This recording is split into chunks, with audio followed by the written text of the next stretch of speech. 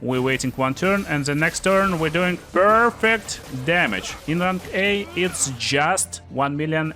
Hail Kingdom! It's me, Spud the King, and this is Verso. So, this kind dude is the character that I will show you my build for. So, today's build will be based around this weapon, Chavalam. Chavalam is insanely cool weapon. It got basic element, it scales with agility and luck. Therefore, we will have high speed and high critical rate. Luck scales your critical rate, agility scales your speed. You will act fast, you will act deadly, you will deal a lot of damage, and therefore that's my attribute scaling for this Verso. I'm basically max out agility, luck, and might. How you scale when you're just leveling? You basically want to start with your agility, you want to make luck as your second attribute and level them up one by one with agility staying around like 20 points higher than luck. That's it. What's so special in this weapon? And this weapon is extremely special. You start battle at rank S, but can't be healed or gain shields. Basically, you can rename this weapon. Instead of Chvalam, you can call it Glass Cannon. It's like a real Glass Cannon build. You can't be healed, you can't gain shields, so you get no protection at all, but you start at the most powerful rank. 20% increased damage for each consecutive turn without taking damage. If you're able to evade hits, you will gain loads of extra damage. Or, that's a secret of course, if you were able to make more and more turns in a row. That's what we will be able to do. Another cool part, you will gain rush on rank S. Basically from the start you gain rush, you gain more speed. And that's why this weapon is so good. So let me show you how we can destroy these guys. Battle starts, we just need to make sure we can evade some shots, and if we're not, we're basically out of the game. Yeah, most of the time. However, if you're not out, we're able to do stuff like that basically and destroy them in one single hit. Does it look cool? I don't know. But let's find out versus boss. So, we evaded everything, we're staying at rank S, and S rank will give us ability to use loads of cool skills. That's why this build relies on the skills a lot, so it's like super good, but it will require from you a little bit of attention. So what we got over here is our bread and butter skill, Phantom Stars. Phantom Stars is extreme light damage to all enemies, 5 hits, can break, stun, and cost 5 AP at rank S. It's extremely easy to get, that's our first and main skill. This will probably melt them down. It's just insanely good. Look at this crazy stuff. 2 million damage to the boss. The next turn we can just use something like Ascending Assault, for example. If boss is super hard and we need to take a lot of turns, it costs just 2 AP at rank S, and it will deal increased damage at each cast. Basically we cast it a lot, we cast it one by one by one by one, and this will result in loads of damage. Or if you got a lot of AP, you can actually make like for example 7 shots with some nice damage too, and use follow up, which will deal a lot more damage for each shot we did. And we did loads of shots, so he basically deleted. So that's kind of main system of the build. It's nothing super special, it's just pretty good and useful. But what will happen if we like mess up a little bit and for example won't be able to evade some shots, we take some damage, you know, this just happens. Does this mean that build does not work? No, we get safety stuff, we get safety precautions in case we will take a shot like this, for example. So they will be on my right side. We got Paradigm Shift. It's something that you will use in case you just playing completely awful with this build, you're failing against some bosses, maybe you're just learning them and you can't evade the shots, and it will deal some damage, but that's give you AP back. It costs 1 AP, it can give you 3 AP, in rank C it will give you 4 AP, it's just something you use to get your AP back. Then, if you're just messing around a little bit, like I did right now on purpose, we got Light Holder. Light Holder is medium light damage, gain 1 rank, 5 hits, at rank A plus 2 AP. It costs 4 AP, at rank A it will give you plus 2, so it basically costs 2 AP at rank A, and if you're just messing around sometime, you can use this stuff to get your S rank back instantly. Light Holder is just so good. However, But basically, if you're fighting against super good bosses and you got some nice AP, if you're managing to get to 9 AP, Stealth Strike is what we want to use. Stealth Strike is just very good. Look at this bro, we're waiting one turn and the next turn we're doing perfect damage. In rank A, it's just 1,600,000 damage. Just, yeah, at rank A. That's like a key over here. And I will try to like crush him, whatever. I hope he can survive this parry, or I will show you it in the next battle. Yeah, he can survive this parry.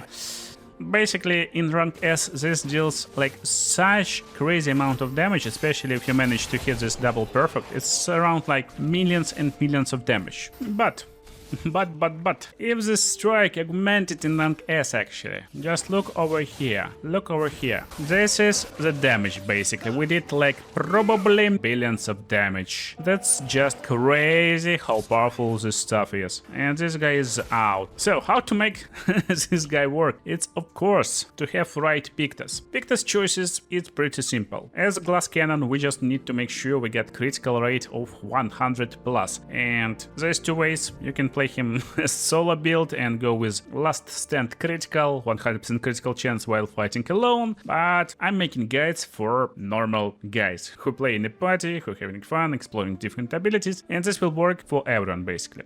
So if you're playing him in a party, definitely go with Pictuses that give you critical rate. So it doesn't matter actually what's written in Pictus ability. For example, powerful on shell will give you powerful on applying shell. It doesn't matter. What does matter for us is what attributes it provides. And it provides us with defense and critical rate. Critical rate is what we're looking for. Basically, few high level or even medium level, like level 11, level 13 Pictus can give us around 60% critical rate. And we can get 40% critical rate by just leveling luck in mid game, basically in Act 2 or something like this. And that's what will give us ability to have 100% critical rate early on. So we're making every attack as critical hit base. Still, let's read what we got over here, and they actually got nice bonuses too. Powerful on shell is good. It will apply powerful on applying shell. So we need to wait to apply shell, we will have it, or allies can apply shell to us and we will gain powerful. Powerful will give us more damage, and with greater powerful we get even more damage. Since our weapon is so awesome that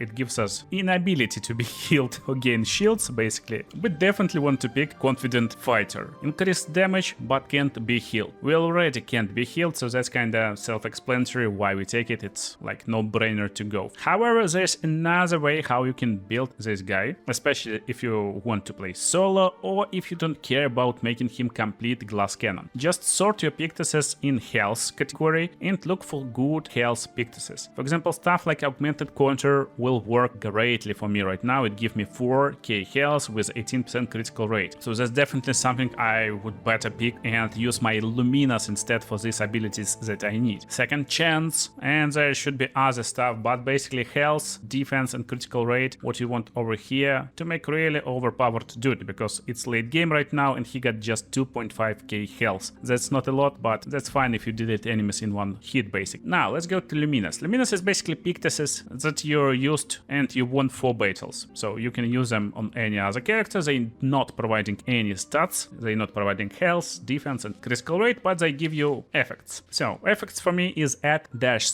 door, and this provides 50% more damage at health below 10%. It very nicely combines with Survivor. Survivor will give ability to survive fatal damage on 1 health, so on the next turn you will just destroy everyone. But overall I got just all stuff that gives me more and more and more and more damage. And this also nicely combined with Shortcut. Shortcut will immediately give you ability to play when falling below 30% health. So if you fail on our parries and evades, this basically works greatly. Okay, let's take now a really closer look at offensive Luminas. At dash door, again, great combination with more damage when health is low. Augmented first strike, just more damage on the first hit, and first hit will be deadly for most enemies. Auto rush, apply a rush on battle start. Critical moment, increased critical chance if health is below 30%. Again, kinda nice stuff if you don't have maximum critical hit rate yet. Empowering last stand, again powerful if fighting alone,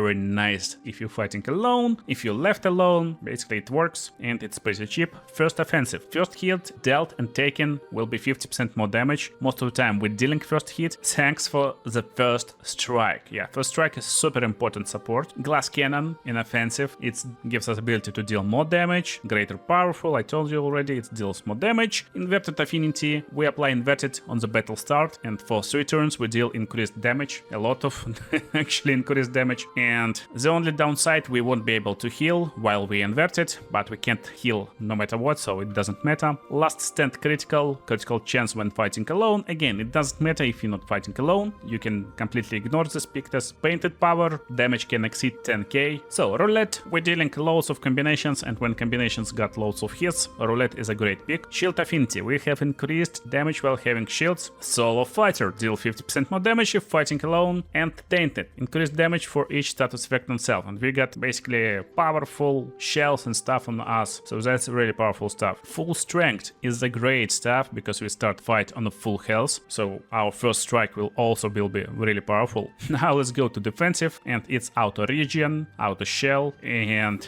basically we can't kinda use this regen, we can't regenerate our health, but this is extra buff, and for each extra buff we get extra damage. That's basically how we scale damage. Auto shell applies shell, and on applying shell we gain powerful, with powerful and shell, basically it's kind of combination. But over here in defensive we're looking for confident, take 50% less damage but can't be healed. That's nice survival stuff. Survivor to survive, and second chance to revive ourselves if we're defeated. Support, it's basically again auto regen, auto rush, auto shell. Cheater, always play twice in a row, helps so much with stealth strike, because stealth strike require you to survive for 1 turn, but if you cast it, you basically cast it instantly with cheater. And basically we need lots of ways to generate AP, so it's that energy for more AP on killing enemy, dodger to gain AP when we dodge, energizing start, energizing turn to gain AP on battle start on your turn, and energy master is very good one. It gives extra AP on every AP gain. It's just super good, but to get it you need to defeat very hard boss, big purple snake, and it's super late gameish, but it's very cool. First strike, play first. It's super good to play first, so you not messed up your S rank when you can't evade. Greater shell, greater rush, greater powerful, basically we're increasing this all buffs. And shortcut, immediately play when falling below 30% health. Again, you're kinda trying to defeat everyone in 1 turn, but if you're not successful on it, just use shortcut, and with shortcut, even if you're failing, you will be available to finish it later on. So this was my Verso build that I'm using right now. It's pretty good, pretty powerful, but again, I always suggest to check videos on the screen right now to make a good party with him. Check these builds, make good party, and destroy the game. Have lots of fun, and see you later, legends.